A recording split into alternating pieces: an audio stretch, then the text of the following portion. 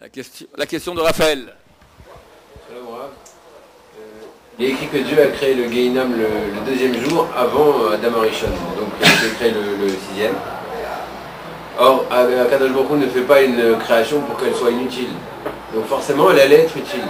Donc où est la priera pour Adam Arishon? C'était évident qu'il allait fauter. Traduction en français. Priera signifie libre arbitre. Ça veut dire, si nous savons que le premier homme, l'homme, a libre arbitre, alors pourquoi Dieu prépare-t-il l'enfer? Ce qui présuppose le premier homme fera forcément des péchés. Bon, je peux te répondre tout à fait bêtement, on va dire, à tout égard, si jamais l'homme fait des péchés, je crée l'enfer. Si jamais il n'aura pas fait de péché, l'enfer sera...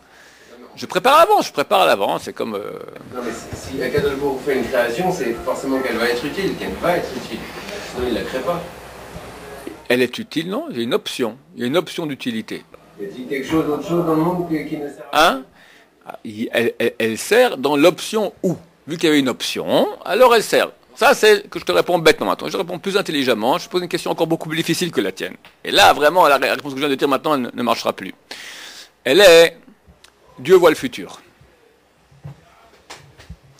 J'expliquais très souvent dans mes cours que le fait de savoir le futur, en rien n'enlève le libre arbitre de la personne. Le fait de savoir, je donne toujours l'exemple suivant, tu vas avoir une voyante, elle écrit sur un papier, qu'en sortant de chez toi, tu vas aller à gauche. Elle te ferme le papier, le met dans une enveloppe, te le remet. Toi, tu sors de chez la voyante, tu décides, je vais à gauche, à droite, tu décides, je vais à gauche. Tu ouvres l'enveloppe et tu vois qu'elle a deviné à l'avance ce que tu allais faire. Qui a décidé d'aller à gauche? Toi ou la voyante? Toi. La voyante, elle a un don de voyance, de voir ce que toi, à l'avance, tu vas faire. Donc Dieu aussi, le fait qu'il sache à l'avance ce que tu vas faire, ne remet pas en cause ton libre arbitre. Tu es totalement libre de faire, mais Dieu voit à l'avance. Dans ce cas, je pose une question terrible. Si Dieu a très bien vu à l'avance que l'homme allait pécher, et comme Israël allait pécher, et tout ce que ça amène comme malheur dans le monde, pourquoi il crée un monde où à l'avance c'est fichu? Deux réponses là aussi. Une premier niveau et une qui est la réponse la plus puissante, mais dure à saisir. Alors la première, ce que nous gagnons par le libre arbitre, ça veut dire être. Je répète des choses que j'ai répétées ici 1000 fois. Je crée un robot. Il est extrêmement actif. Mais tout ce qu'il fait est programmé par moi-même. Est-ce qu'on peut dire que le robot est? Est-ce qu'il est un être à part entière, intrinsèque? Non. C'est une grue, c'est une main longue de moi, c'est rien. C'est un objet que je commande. C'est comme si c'est mon doigt qui bouge. Si nous sommes programmés dans tout par Dieu, alors nous ne sommes pas. Nous ne sommes que des grues, que des mains longues de Dieu. Ce sera le cas du domaine du règne minéral, végétal, animal et les anges. Dans tout l'univers, il n'y a aucun être qui est libre de faire ce qu'il veut. Tous sont programmés de façon totale, absolue, donc ils ne sont pas. À part l'être humain. Dieu crée un être à son image, ça veut dire programmateur de lui-même. Dieu décide de faire ce qu'il veut, en quelque sorte. On peut parler ainsi de Dieu. Nous aussi. Il y a une partie qui est programmée, que je ne peux pas passer outre. Je ne peux pas que personne entende ce que je vais faire maintenant. Tu peux ne pas entendre? Tu ne peux pas. Maintenant, pendant 10 secondes, chacun arrête son cœur. Tu ne peux pas. Etc. D'accord? Pense à rien. Ne pense pas à une banane. Que personne ne pense à une banane. C'est un truc très difficile, d'accord? Voire impossible. Donc il y a des choses que je ne maîtrise pas. Par contre, il y a une partie de mon être que je maîtrise. Ce qui concerne la Torah. Quand Dieu me dit, m'ordonne, fais ça ou ne fais pas ça, c'est-à-dire que j'ai libre choix de faire ou ne pas faire.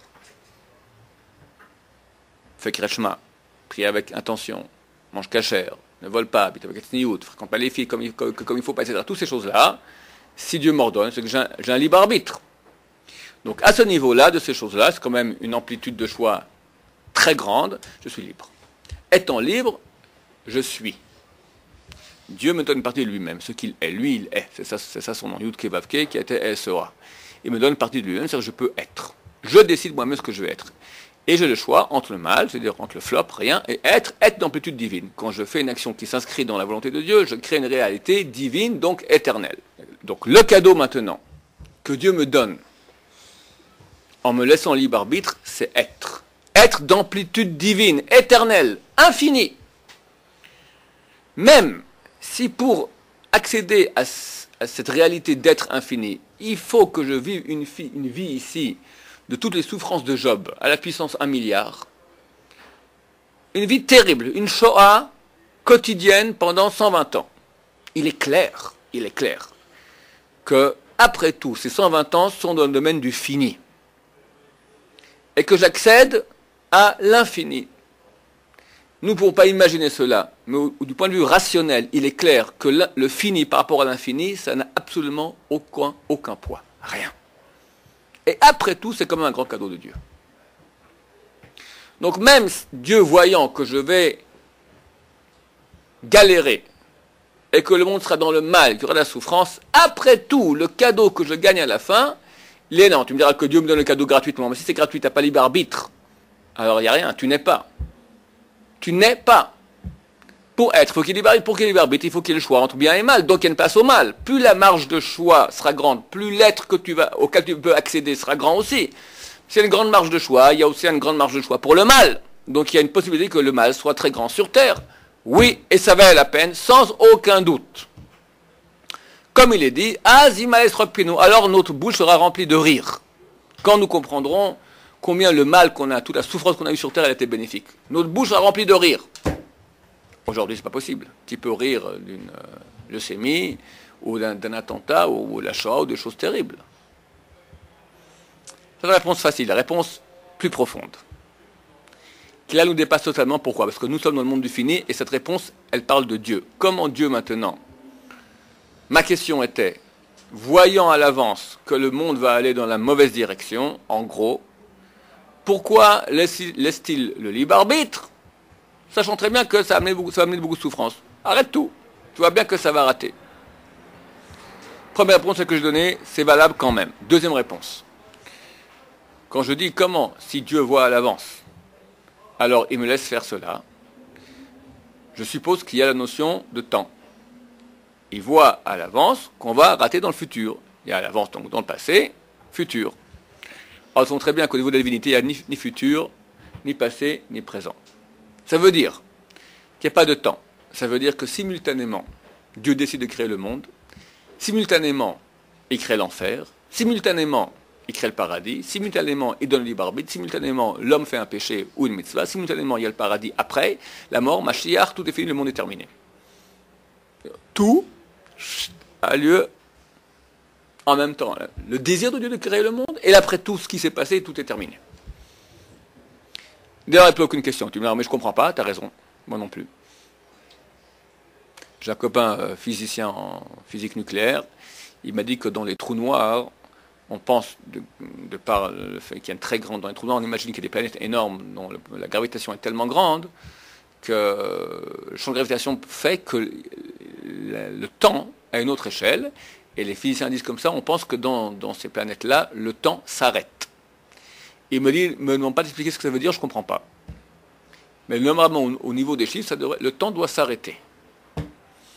Est-ce qu'on peut imaginer c'est quoi le temps s'arrête? Nous vivons dans le temps. Notre réalité est le temps.